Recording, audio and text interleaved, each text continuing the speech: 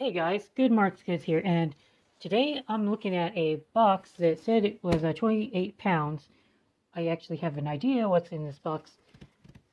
It's going to be a flatware box with the main pattern being the Oneida Community Queen Bess II flatware pattern. Now, let's go ahead and take a look at the pattern, give you all my thoughts, and why I bought the box. Let's do this. Okay, looks like I get this free tote that says Live Justice. It's like it came in that. Alright, that's interesting. Okay, there seems to be some here in the tote and some underneath the tote. Okay. Dig in the tote first. Check it out. What the bag is. Oh, they taped the bag. Alright, so here's the flour in the tote. I got a scale over here. I just wonder how much in pounds I have of this pattern. Okay, so this is the first piece I found. So, piece of flour, in case you guys are wondering. They're around an ounce each. That goes for both. This doesn't seem to be the same pattern, so we'll go ahead and put it by the side. This is Revelation Silverplate. Revelation Silverplate. Okay, so where was I with that thought process? Oh yeah, it's kind of similar to sterling silver flour as well. If you can find sterling silver, you can kind of estimate that you'll get about an ounce a piece. So we're looking at, put it another way, if you can find flatware by the pound, you know, you got 16 ounces per pound, right? Am I being a dummy?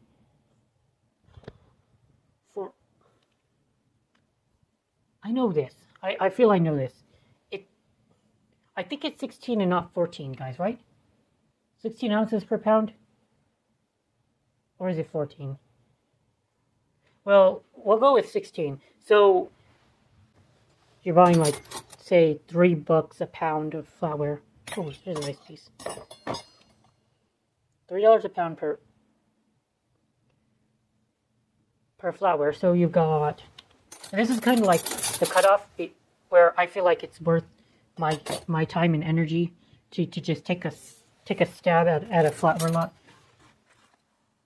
You've got 16 pieces,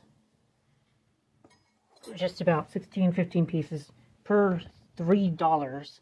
So then each piece is going to be about $3.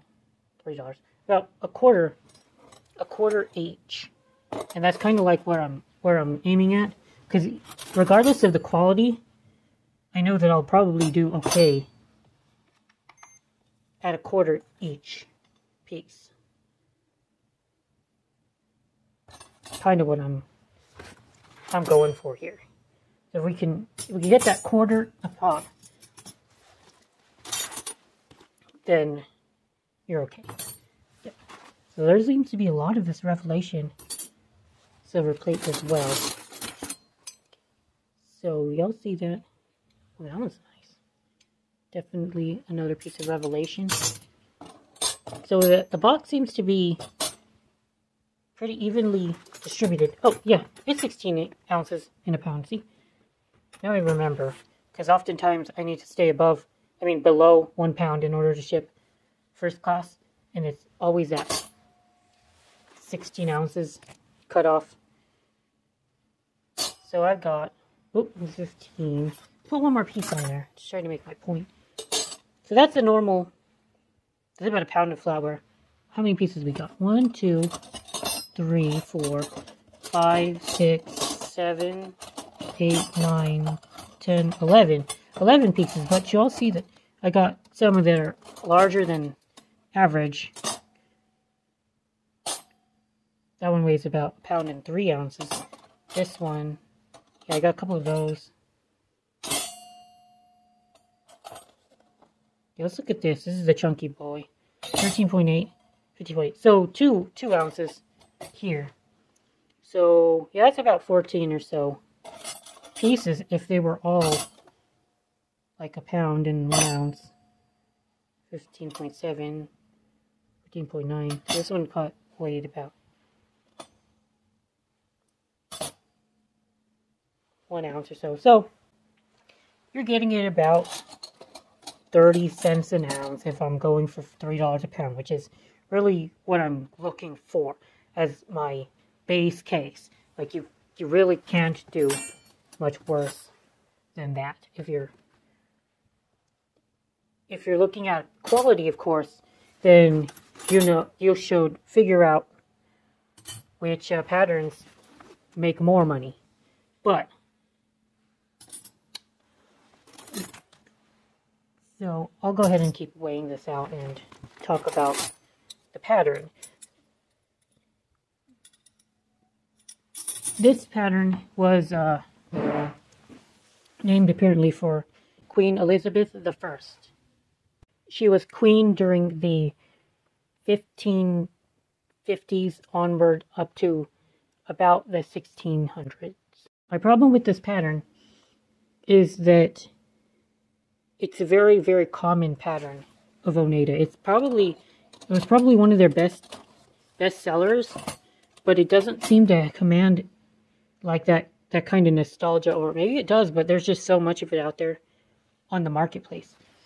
So Queen Bess, you'll have a problem getting $1 a piece for Queen Bess. Maybe if you're struggling to sell it for $1 a piece, ask for 75 cents then, because then that's why you can find it at a discount. Because even at 75 cents a piece, if you can pick it up for 30 cents, there's still profit involved there. But remember the resale value of your pattern though. You don't want to overpay, and that's where the basic idea of, oh, this one looks like springtime, guys. Let's see. Oneida Community. Silverplate. Oh, no, this is not springtime. The springtime is I think, an international silver pattern, but look up this pattern later. Also community. Figure out the resale value of your pattern. Try to keep your cost basis low, and you'll profit. I promise you. Even though this pattern is going to be a wee bit difficult to move, if you charge less for it, it'll move. Okay, this is interesting. Y'all know what pattern this is, guys? I've seen it before.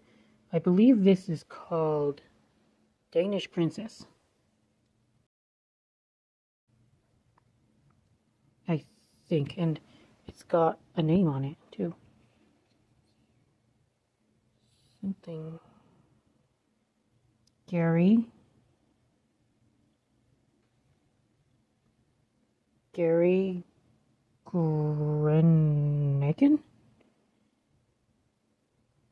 Gary Grenachen? You're hard to make out. 1956. Huh. Must have commemorated a birth or something. I don't think you commemorate a death with flatware. I know there's weird things that I've seen in my life, but so it looks like you got two or so pounds. And y'all, if you're watching this, I highly recommend that you fact check me, guys. Like, I want you all to keep me honest if I'm wrong. If you're watching my video and then you're like, oh, this pattern doesn't even sell for 75 cents. If you go onto eBay and look up the sold listings, and it's not even